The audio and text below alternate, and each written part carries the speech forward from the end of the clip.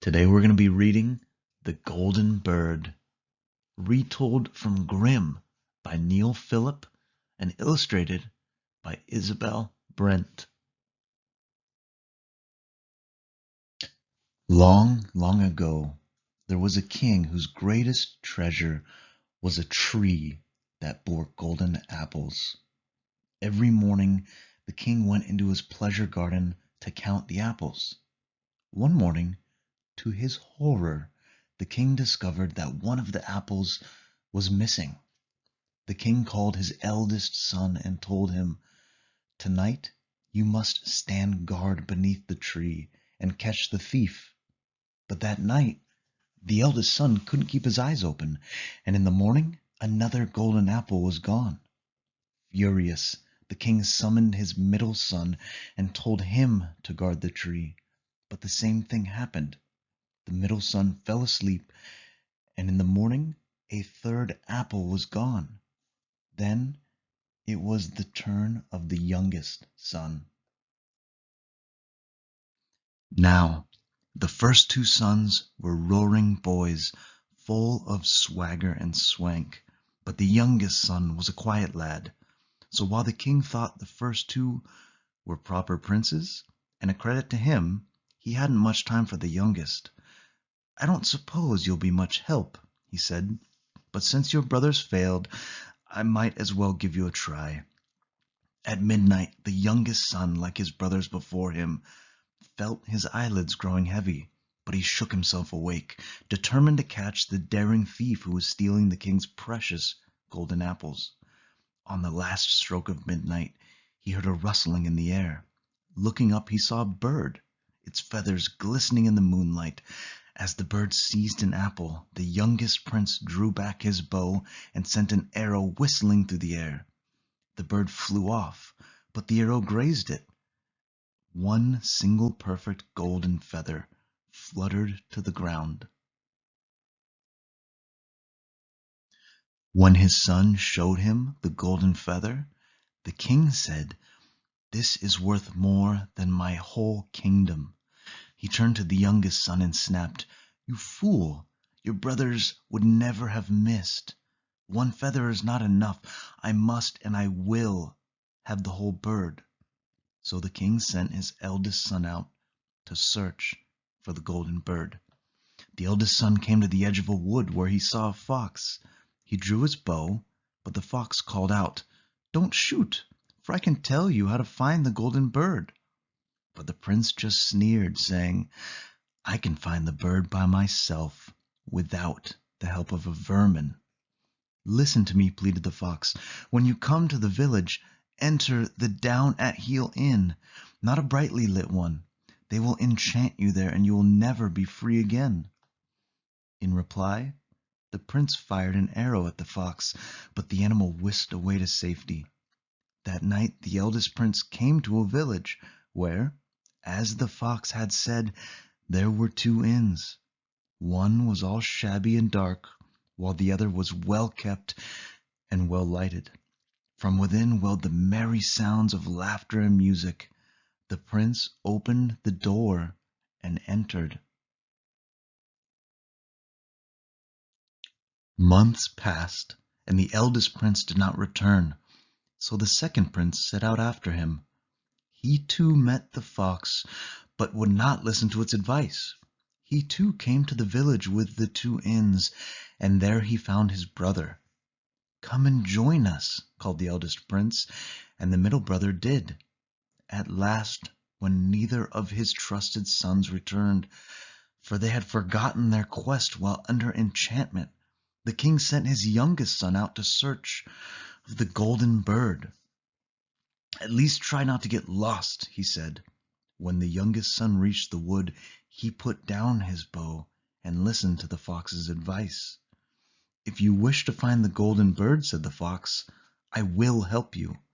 When you reach the village, do not enter the brightly lit inn. Spend the night in the humble one."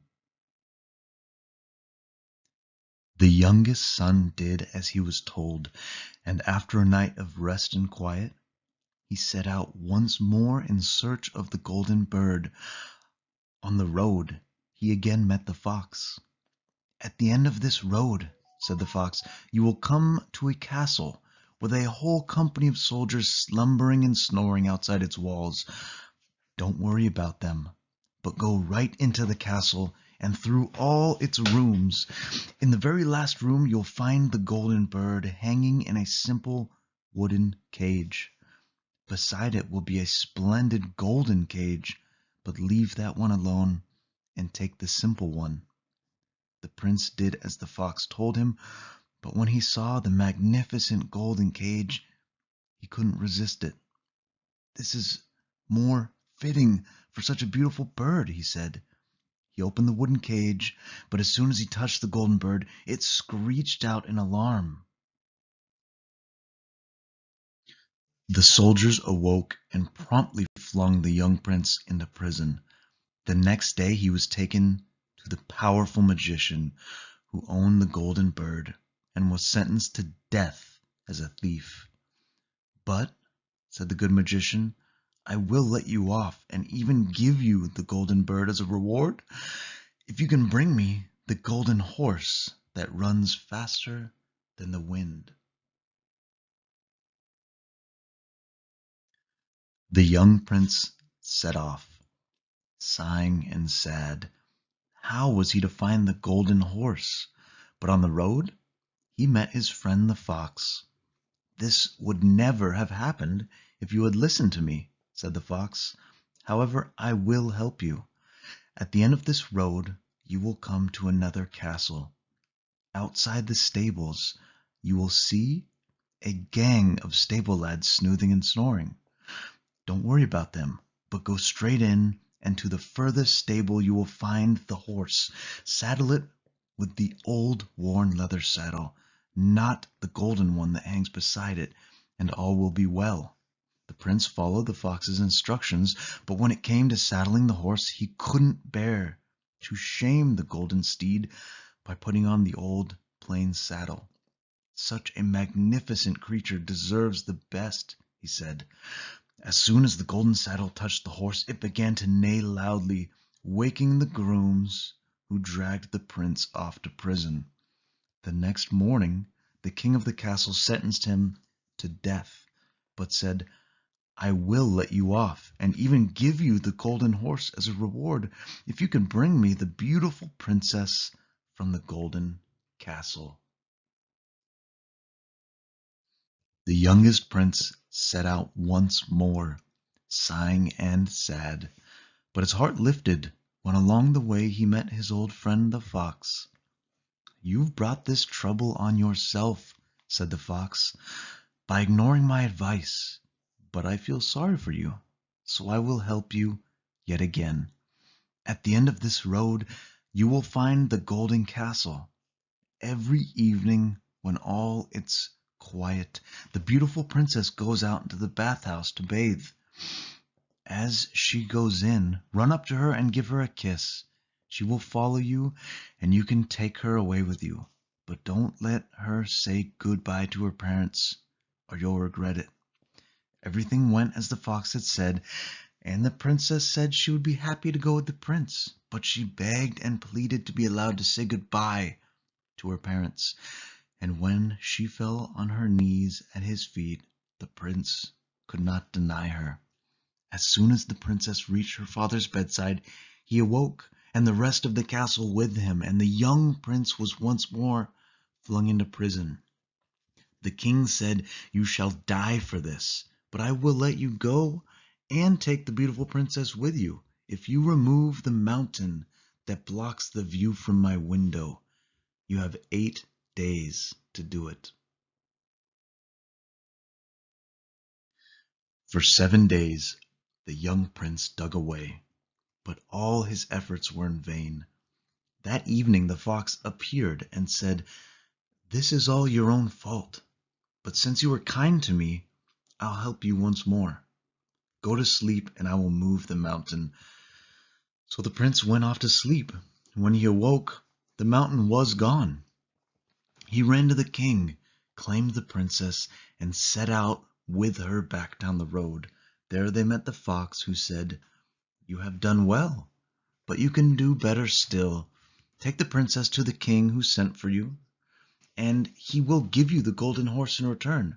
Mount it, swing the princess up behind you, and gallop away faster than the wind. No one will be able to catch you."